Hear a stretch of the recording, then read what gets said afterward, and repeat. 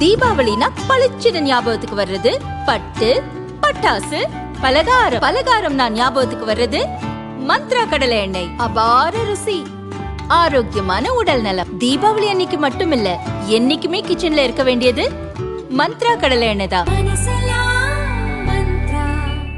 Wherever you go, whatever you do, throw a little at it. Omax, Vest and Briefs.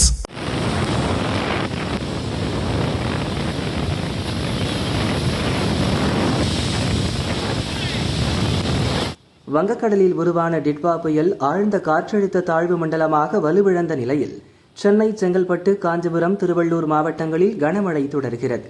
24 மணி நேரத்தில் அதிகபட்சமாக செங்கல்பட்டு மாவட்டம் மாமல்லபுரத்தில் 6 centimetre மழை பெய்துள்ளது.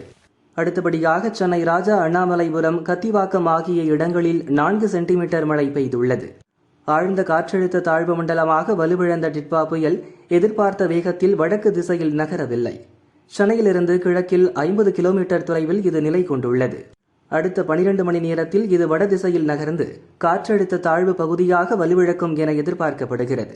புயல் மழை காரணமாக சென்னை, செங்கல்பட்டு, திருவள்ளூர், காஞ்சிபுரம் மாவட்டங்களில் பள்ளி, கல்லூரிகளுக்கு விடுமுறை அறிவிக்கப்பட்டுள்ளது. வட மாவட்ட கடலோர பகுதிகள், புதுச்சேரி கடலோர பகுதிகளில் சூறாவளி காற்று வீசுகிறது. அப்பகுதிக்கு மீனவர்கள் செல்ல வேண்டாம் என வானிலை மையம் எச்சரித்துள்ளது.